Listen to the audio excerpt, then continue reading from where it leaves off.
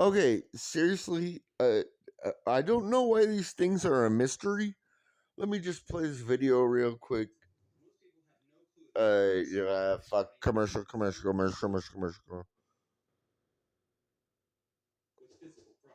There we go.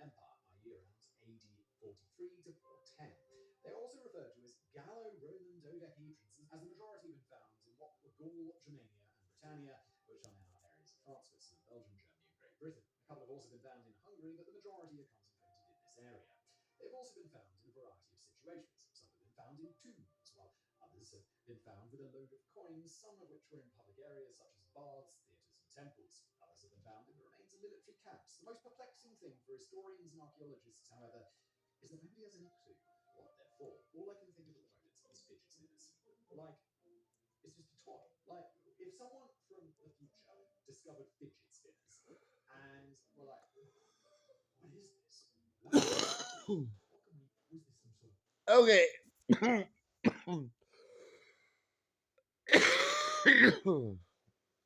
Okay. So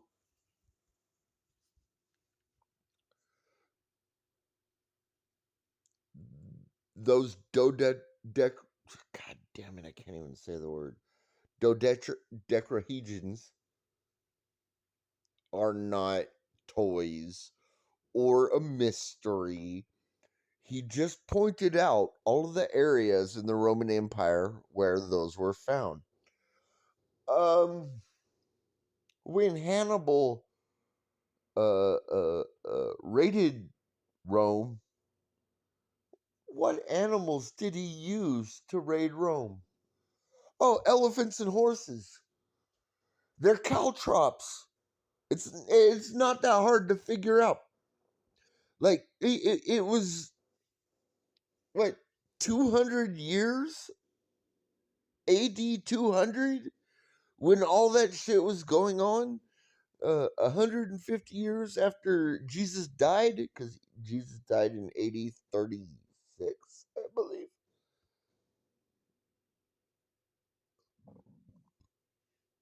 or Common Era 36.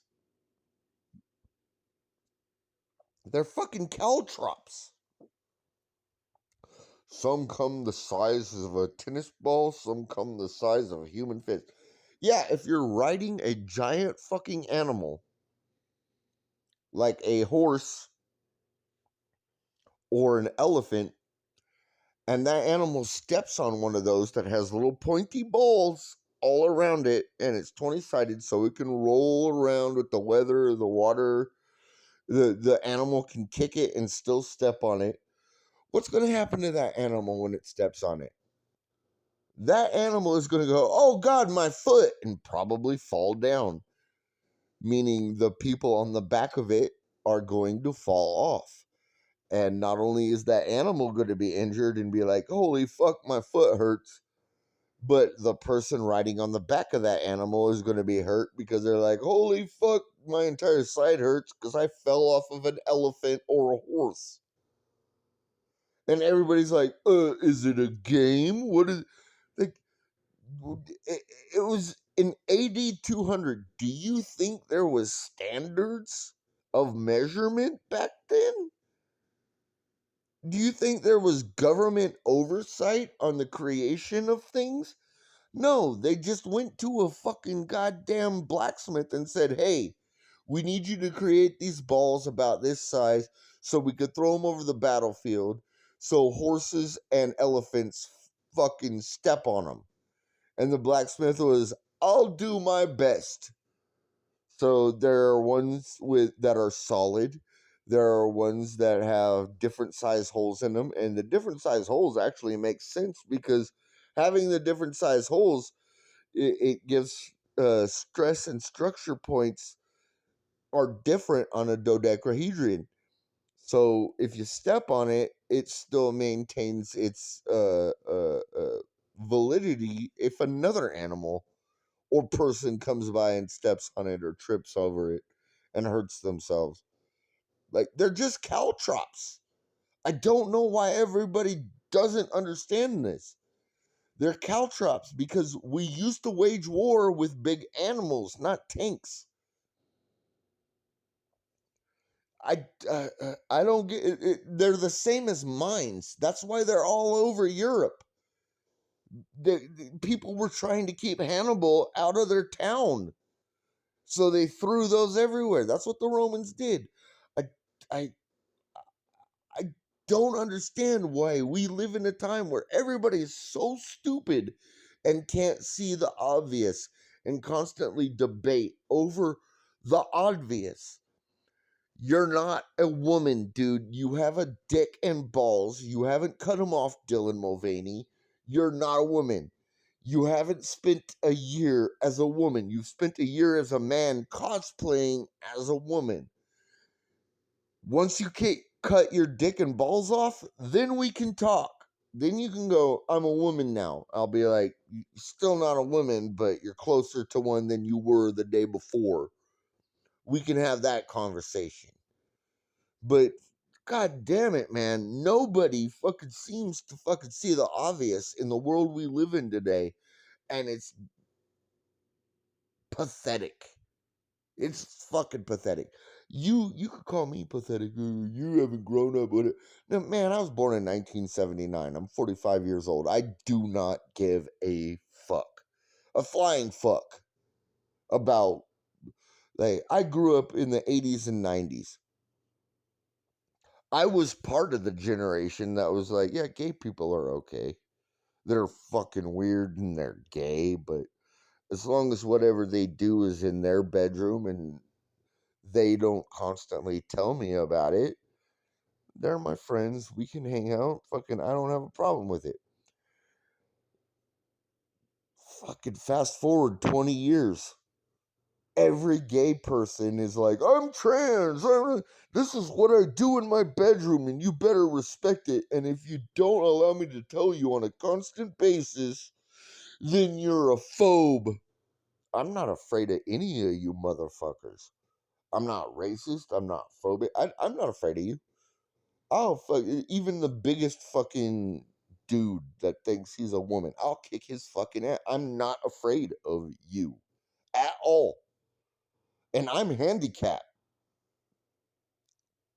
Still not afraid. So I'm not a phobe. I used to be an ally, but the left has gone so far left. Like, I haven't changed my ideals, but the left has gone so far left that now I'm considered a centrist because I just say, I don't care. Keep it in the bedroom. And if I'm not in that bedroom, it's none of my business. That's a fair way to look at everything. But you can't even do that. Now you got to go, my pronouns are, bitch, god damn, I'm a fucking journalism major and an English minor. Pronouns are used to speak about you when you are not around.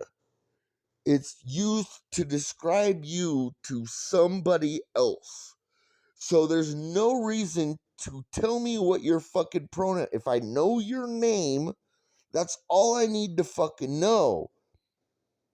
Because that's when I'm speaking to you. If I look across the table at my dad and go, that that that that lady is a bitch. Fuck her. That has nothing to do with you. That is not your fucking conversation.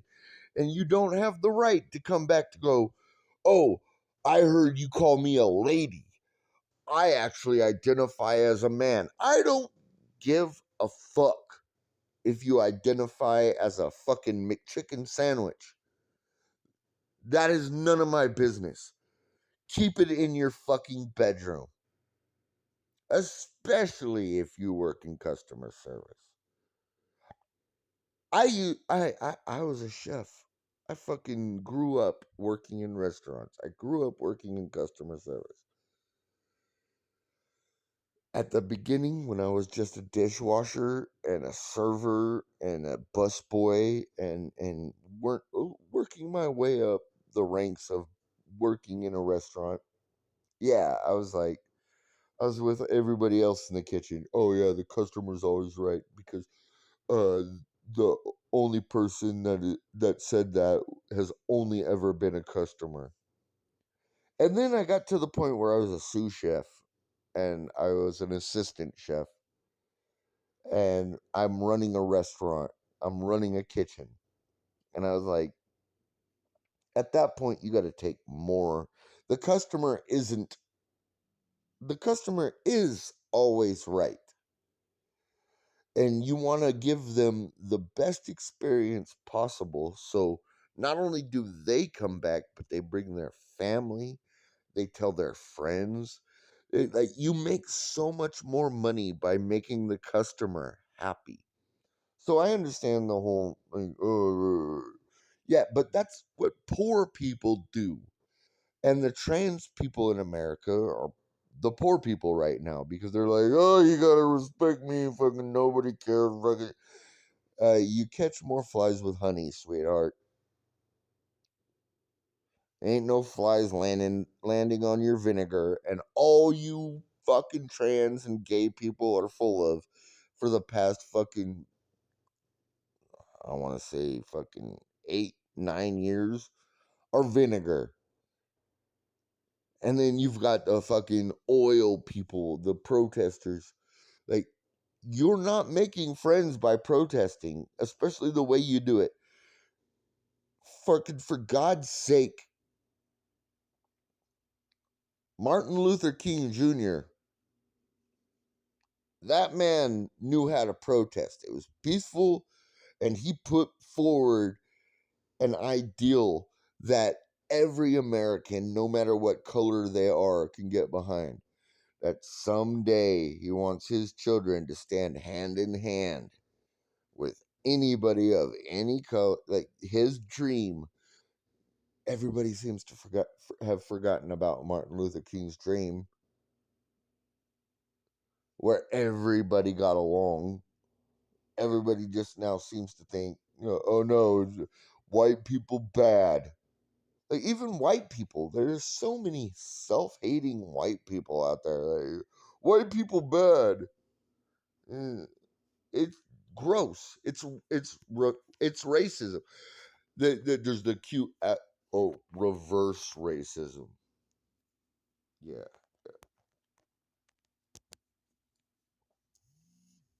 reverse racism. No, racism is racism. There's no such thing as reverse racism just because you're racist towards a white person. You can't fucking sit there and fucking make it less harmful by giving it a new term. It's reverse racism because racism is usually towards people of color. Well, guess what? White's a fucking color. No such thing as fucking reverse racism. It's just racist. Quit trying to make yourself feel better for being a bad person. You're a bad person. It's not like Jesus Christ. The world we live in is fucking retarded. And then at the same time, everybody's like, oh, I'm afraid of China. I'm afraid of Iran. I'm afraid of Russia. What if they do that? Like, they're more accepting and open and they treat people no matter what color. They'll rob you to your face. And if they get caught, they get sent to prison. They don't get like, oh well, you robbed a white guy, so you get a pass from going to prison. We're not going to send you to prison for robbing a white guy. There, America is fucking racist, but not in the way that America says it's racist. Fucking straight up, 80% of all millionaires in America are people of color. Not white people. White people only make up 20%. 80% of all millionaires, I'm going to repeat that, millionaires in America are people of color. 80%. We have people of color that are in the Senate, in the legislature, were a president, a first lady, a vice president, state legislatures, mayors, like it's really weird that everybody says like America is so fucking patriarchal and racist when a majority of the people that are in charge of our country are people of color or women. So yeah, the patriarchy, yeah, the fucking racism, fucking through the roof. Like we're so like, how dare we take away from a people's culture? These brown people like working on farms for no pay. They just like working on farms for free. And how dare we, as a country, elevate them and pay them millions of dollars and elect them to be officials of government? Man, that's hella racist. What the fuck are we doing? We're denying their culture. And their culture is being people that work on a farm for free.